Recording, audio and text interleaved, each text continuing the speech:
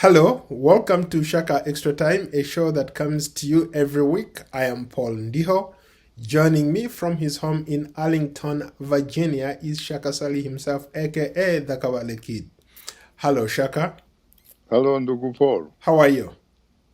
I remain simple, easy, and as some of my fans have suggested, an awesome son of Mother Africa. Campaigns in the United States are in full gear. We just finished both the Republican and the Democratic convention. Every party is now out there trying to rally their base or campaign to become the next occupants of 1600 Pennsylvania, commonly known as the White House.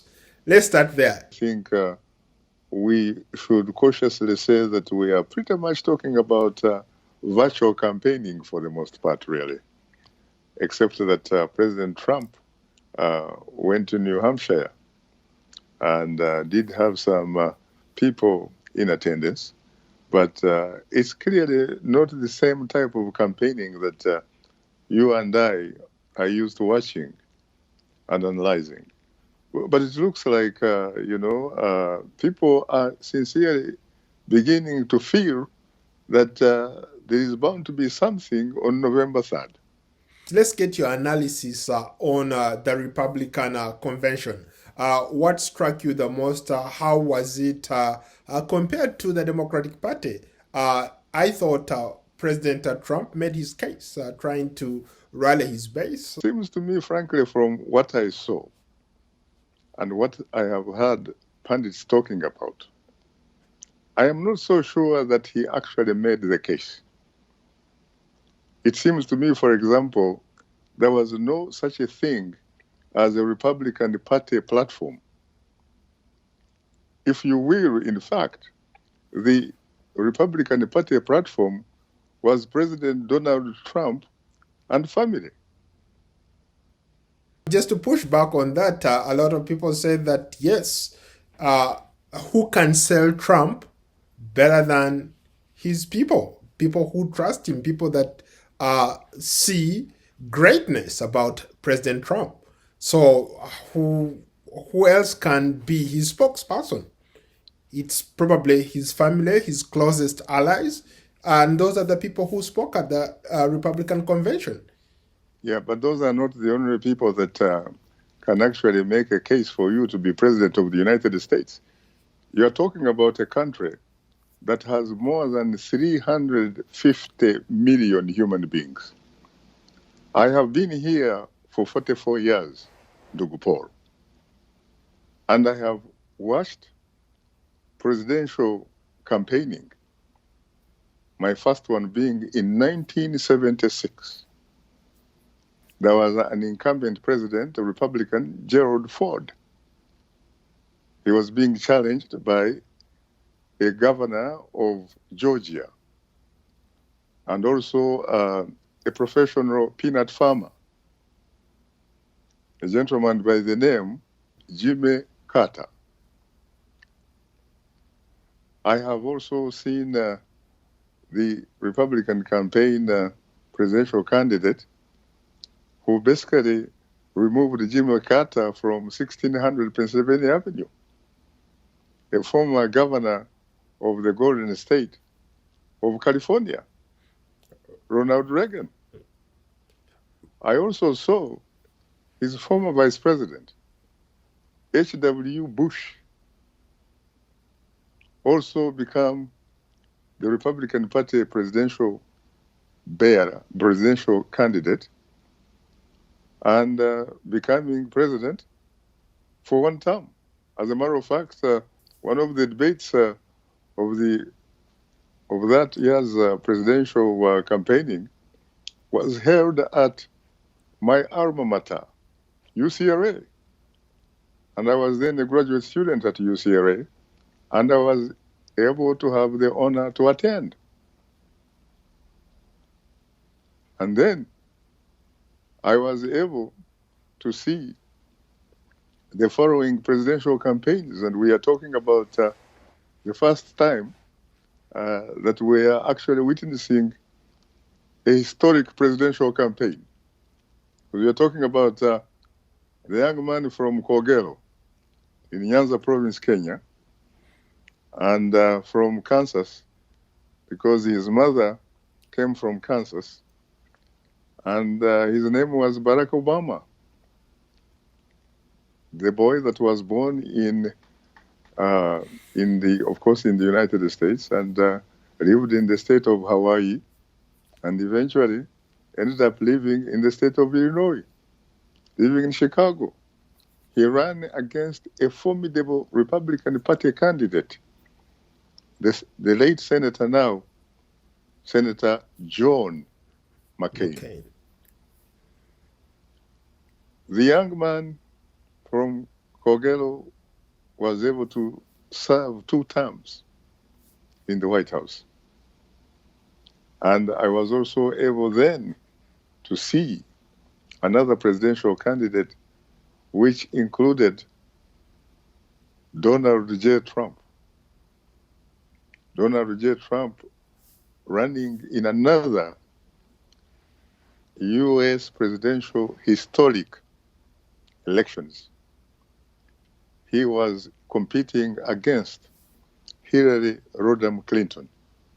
It was the first time that an American female had actually been honored by one of the 2 major political parties to become its flag bearer. And then, of course, we are now looking at another opportunity for Donald J. Trump trying to get reelected, trying to see whether the American people are satisfied with his first term so that they could, in fact, renew his lease at 600 Pennsylvania Avenue. It's going to be a little bit tricky this time because, to be honest with you, I am reminded in 1980 when Ronald Reagan, the challenger, asked Carter, and through Carter, the American people, whether the American people were better off today than they were 4 years ago. That is the question, I think, that President Donald Trump actually faces.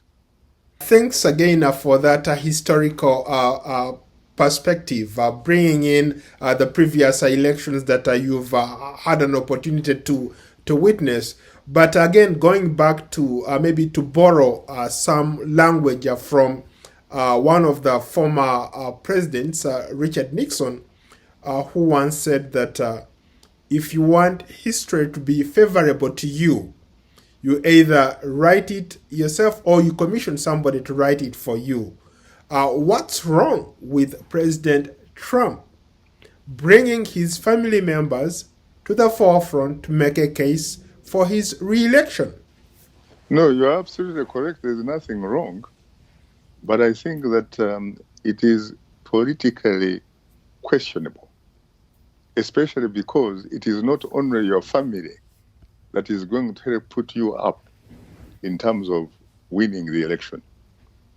If in fact you trust the American people, you're talking about more than 350 million people. Surely, there must be very many supporters that you can call upon from some of the 50 states that you are running through for the presidency. I mean, compare and contrast, for example, with the challenger, Joe Biden. How many members of his family actually stood at that podium and spoke, with the exception of perhaps his wife? You have a point. The fact of the matter is you are running for national office.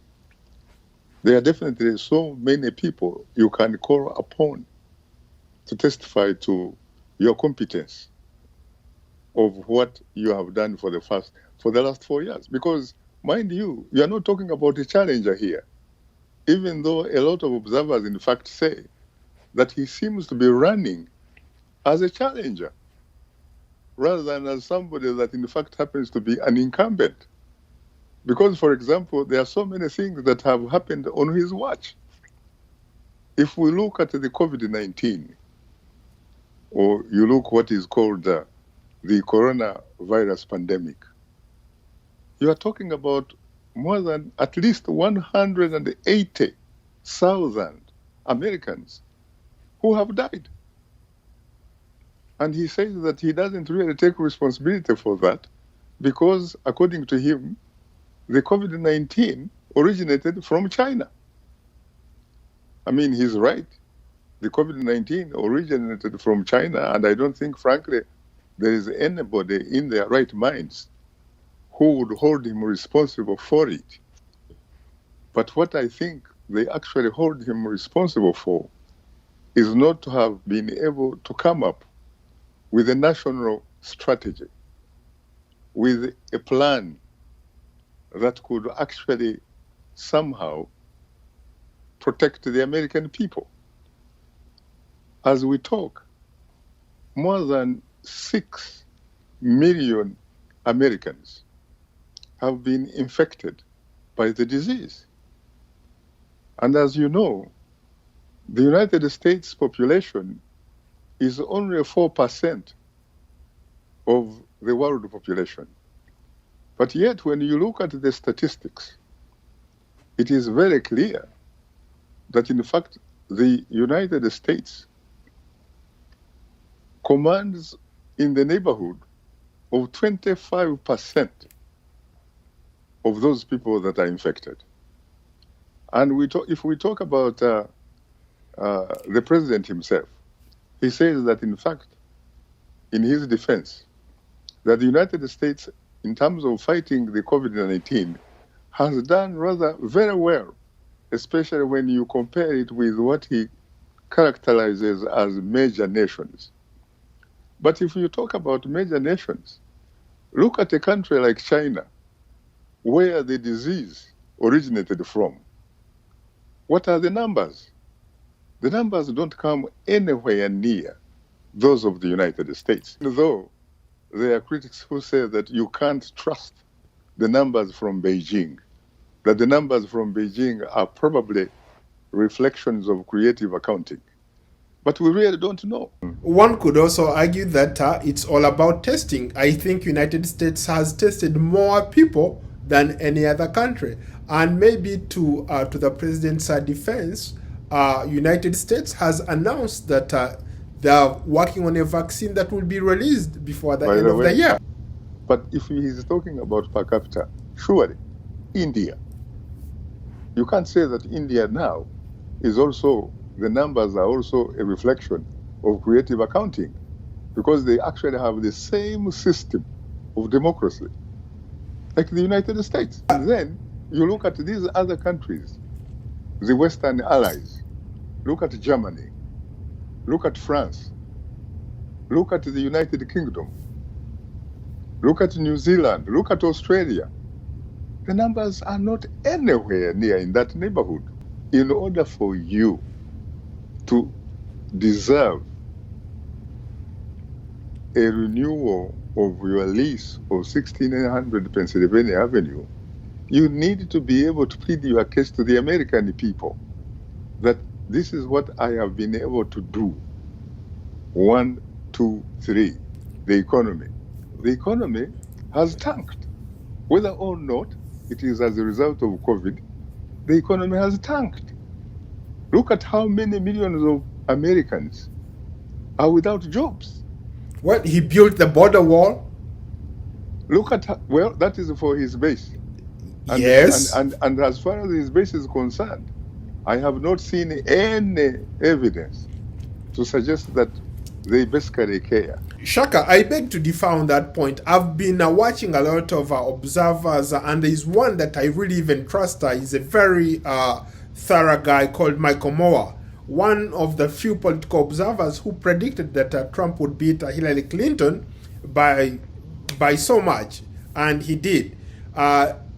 After the Republican convention, and I think earlier this week, he was talking about how the enthusiasm for Trump is off the charts in some of these Midwestern states. No, it is the base. He said the base.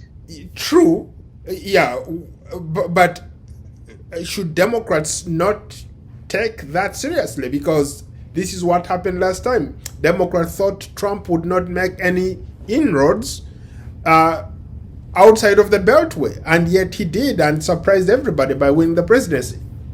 He did, but we know, of course, the reason he did. He did not win the election because he had a majority who won.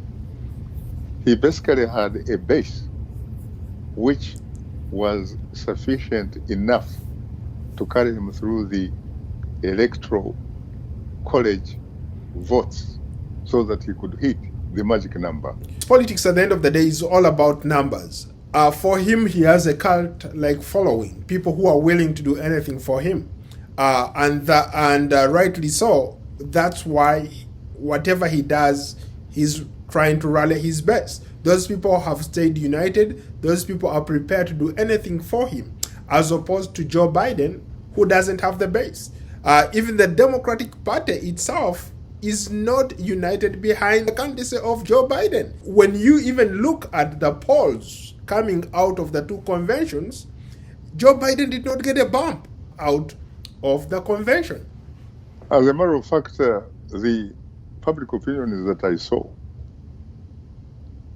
the speech, for example, by Joe Biden was rated very highly, even higher than the speech of Donald J. Trump. And by the way, you know, when you are running for re-election, as I said earlier, you have to be able at least to tell the American people that you have accomplished A, B, C, D this time. You need another opportunity to accomplish what is left. I don't know whether you actually watched very closely the Republican convention. Nobody dared to talk about COVID-19. Nobody talked about the coronavirus pandemic, as if in fact it was either ipso facto or as if in fact it was behind them. Now, First Lady Melania Trump talked about COVID-19. You are right. But Trump did not.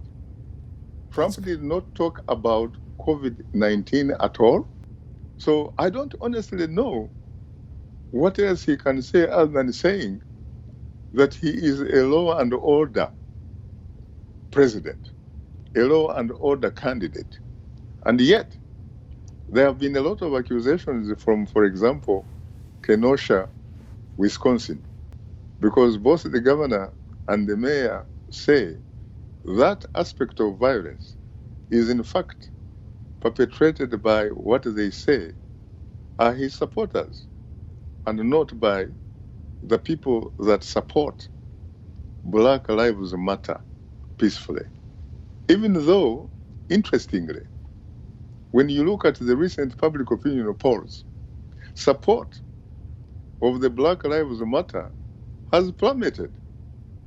It has come from the north of 60s to now north of 40s, which is not a particularly good thing for a Democratic Party candidate. Shaka, you just brought up a very good point. Maybe let's spend a minute talking about what we see across the United States. You and I are naturalized citizens who were born in Uganda. I came here as an adult. You came here as an adult. But we've lived through different experiences. Looking at what's going on in reference at what's happening in Kenosha, there is a lot that we don't talk about. Really, what can Black people do to avoid these confrontations with the police? Every time I see a police, I freeze because I don't know if I'm going to make it home. What is it going to take for Black people to feel like, they are respected and treated as human beings in this country. I think that you touched on something very, very huge here. The problem, Ndugu Paul, is that right from the beginning of the Constitution, black folks, people who looked like you and me, were not human beings. To be human beings, a black person was considered to be 3/5 of a human being. And for the most part, they were pretty much regarded as property. Mind you, they had been forcibly brought here in the United States of America, not as free people, but as people who had specifically come here to work for the freed Americans, the Americans who themselves had run away from Europe, from the oppression of Europe, to come to the United States, where they began a new social experiment of a society that was supposed to be built on the basis of all people are created equal. Unfortunately, in reality, it is apparent that all men, even though they may have been created equal, at least according to the Constitution, at least according to the theory of the politics, the reality of the politics very clearly suggests otherwise. It still suggests that somehow the dominant culture in this country, which is largely made up of white folks, somehow considers itself as superior to the people of color.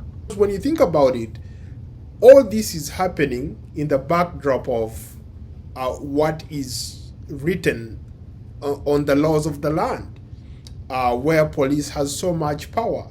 People holding badges use those badges to abuse that power. It shouldn't be like that. As a police officer, you're trained to uphold and to make sure that when you're enforcing the law, really you don't abuse that power. Unfortunately, the history of the police in the United States is not a good one. The police force in the United States begins with those days of slavery. And the police was essentially supposed to be focused on making sure that the slaves were kept in order. Even when there was, for example, Abraham Lincoln fled the slaves after the Civil War, that is when that proclamation of Abraham Lincoln triggered in the southern states what is known as Jim Crow. Jim Crow, for all practical purposes in Ndugu Paul, was like what we used to talk about, what we used to see in practice as apartheid in South Africa. The police were essentially under Jim Crow laws which were anti-Black America.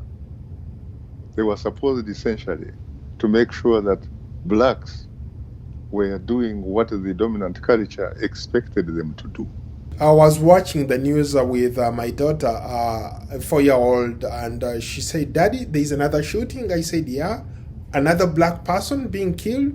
This is unbelievable. This is a 4-year-old who is looking at watching TV and says. Then I say, "This keeps on happening." It's like, "Daddy, don't go out. Then it's not safe for you to be out there." So you can imagine this kind of thing building up in a young kid's head. I have to say that I sincerely admire the Black Americans who have lived in this country, and have contributed enormously to its greatness for the last 400 years. They have incredible resistance. They have incredible resilience. They are incredibly loyal. Here at Shaka Extra Time would be remiss if we did not mention the passing of a legend, Chadwick Boseman, who all of you know was the lead character in the Black Panther, a movie that has been watched countless times, died at 43 years of age of colon cancer. Your thoughts, Shaka? I think that considering what he had already done in the last few 43 years, you have to accept the fact that he must have been a remarkable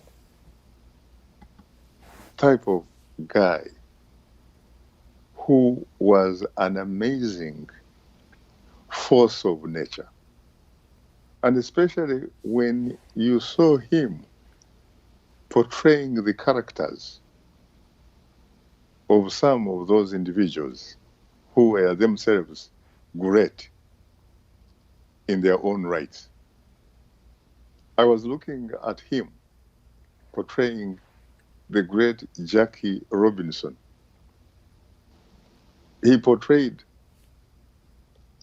Thurgood Marshall, the first African American to sit on the United States Supreme Court as an associate justice. That is how great, how unusual an actor he was. You make a very, very good tribute to him. For me, I think I was fascinated by the fact that as a kid growing up, I was into comics. For example, Batman, Spider-Man, Superman, Captain America, Iron Man. I loved those comics. And seeing him in become the King T'Challa in Black Panther was it for me. It inspired me. It has inspired millions of people across the world.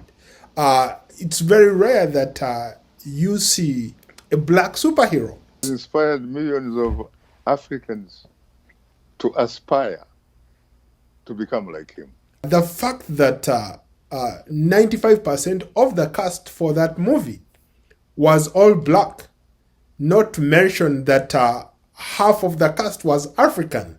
I think that's why it resonated a lot with a lot of Africans. And even the fictional country, Wakanda Forever, was in Africa. Right. In fact, some people have suggested that it may very well have been Uganda. It could be. It could be. One of the things that fascinated me about Chadwick Boseman was the simple fact that he had been rejected so many different times. But something kept on pushing him and telling him, you can do better. So he never lost that hope. He kept pushing. He probably achieved it because when you think about it, he was an artist, an actor with a purpose. And his message, as you said, was really to connect with the African diaspora youth so that they could be the best that they could be at whatever they choose. May his soul rest in eternal peace. For me, I'll add that Wakanda forever. On that note, I thank you so much for being a great guest. I look forward to hosting you on another edition of Shaka. Give me 5. Give me 5.